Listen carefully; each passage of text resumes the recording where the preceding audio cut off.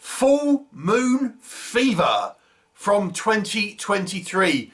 This is directed, written, starring and produced by David Lee Madison and is a micro-budget werewolf movie.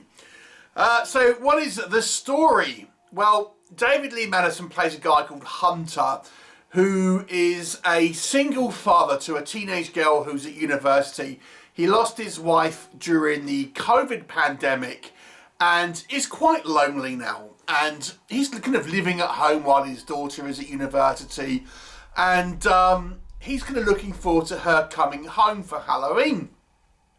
He goes out for a jog one night and is attacked by a werewolf. Inevitably, he contracts like a werewolf virus. And the full moon is actually due on Halloween. And then you can probably guess what happens. What will happen? You will have to check the movie out to find out. So let's discuss what works in this movie's favour. Now, this is a very, very low budget movie. Almost an amateur production, I would suggest. Now, David Lee Madison has actually put out a number of movies before, so there certainly isn't a first attempt, but it is very amateur. What can we say on the positives? So, the acting isn't good. I'm just going to say that right at the front. But what I would say is, even though I don't think the acting is particularly strong, I think we still get a good sense of who these characters are. In particular, I think the relationship between the father and daughter, they seem like they do get across that they are a close family unit. And they seem to have a good relation.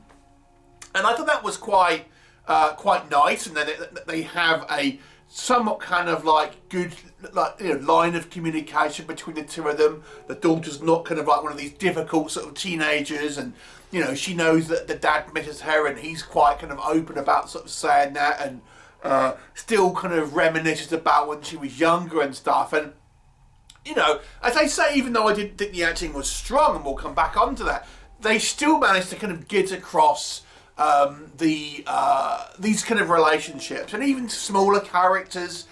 Again, not strong acting, but this guy's obviously a comic book fan, and we get this sense that he's like friendly with a comic book like manager and stuff, and so you get a sense of who this character is, even though the delivery isn't sort of strong on that. So that was at least kind of like semi sort of successful. So the movie has an interesting idea here, where the character of Hunter, before he initially turned into a werewolf, he's getting a load of kind of like dreams and stuff which are trying to tell him to commit suicide. It's an interesting concept. Again, the delivery, we're going to talk about it. But I thought, okay, that's an interesting concept. He's having these nightmares. He doesn't quite know what it means. It's almost driving him a little bit kind of like mad at one point, where he's sort of talking to pumpkins and things like that. So, there's that. And obviously it's a little bit of a waiting game. It's trying to build up that tension for the finale. But I am struggling to come up with any legitimate kind of positives here. Now, with a budget in mind, let's talk about the negatives, and let me just refer to what I've kind of touched on. So the acting isn't strong. David Lee Madison, as I say, does get some emotional beats across, but overall the acting is on the weaker side, to be honest. No one is particularly kind of convincing here, and yeah, I mean, if you watch this channel, you know that we cover a lot of B movies, so hammy acting is nothing new, but I'd be remiss if I didn't sort of say, yeah, the acting is on the weaker side. Possibly the biggest crime of this movie, though, is the pacing, because this movie isn't a long film. It's only like, I think, 73 minutes, including credits, and the vast majority of this movie is the character of Hunter, the dad, played by our director, milling around, sweeping the lawn, inflating a inflatable Halloween pumpkin decoration, sleeping, dreaming, driving around, walking about. That's an hour of the film. The rest of it, we don't see our werewolf, our character's werewolf, until less than 10 minutes to the end of the movie. So it is a lot of preamble. Now, I get that this is a low budget movie, but this isn't particularly interesting stuff. So let me give you an example of what could have, you could have had. I mean, he gets attacked by another werewolf, right? And he just thinks it's some type of animal, but there could have been more details about who that was. Maybe he is investigating about it. Maybe he thinks he's becoming a werewolf and he's trying to figure out what's kind of going on, and have some more narrative in there. Because at the moment, it's just like you're just hanging around for the inevitable. Okay, he's going to turn into a werewolf at some point, but there's nothing really going on in that sort of. The rest of the time, it's just the camera focusing on one guy. Now, I've said this many times in these kind of one-man band style productions where we have one person who is in charge of everything. There is no one to push back on, people's kind of badder instincts, worse instincts and stuff. And you need a producer to say, this is not commercial. You need to have either more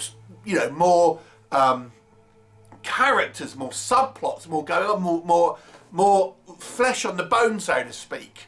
There's just nothing really here in regards to narrative, and it's so often the case with these kind of sort of more, I don't want to say ego trip exactly, but sort of where someone does not ask for criticism. They just want to have it their vision, but I mean, they're all interested. They're watching themselves, great. But as someone who is not affiliated with this movie, you've got to think of how it's going to play to people outside of your sphere of influence, your family and stuff like that. And it just isn't interesting. It is literally. Let me put it like this: it's like watching someone.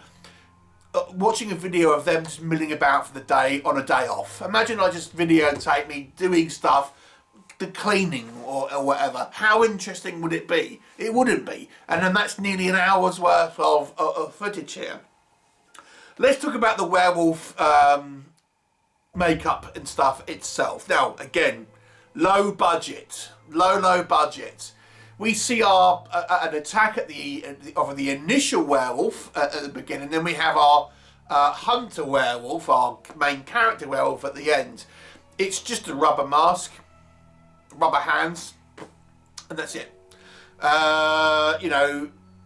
Again, lower budget. Why do they kind of keep it somewhat in the shadows? Clearly to hide the fact that it is so low budget, but again, it's nothing really kind of especially good. Even look, I have to say, it looks like a store-bought, rubber mask. It's not even one that looks like it was made specifically for this. It looks like something that was bought, online, and then that's what they've used for the film. The conclusion, I mean, the conclusion is so abrupt and so sort of undynamic. Let's just say we have a big, thing where we have this. Oh look, there happens to be a silver letter opener. I wonder if that will come into play later on, and we'll spend a load of time talking about it. And then inevitably, the conclusion, the finale, the final confrontation is over in about 2 or 3 seconds, and that's it. And then it ends, and then it just ends.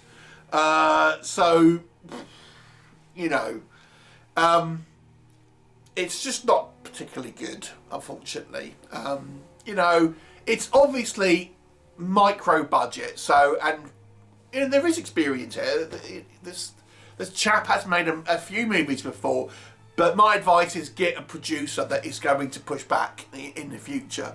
But as a form of entertainment, it's just not interesting. It's dull. So it's a 3 out of 10 for me. Have you seen it? What did you think? Leave me a comment and I shall look forward to seeing you next time.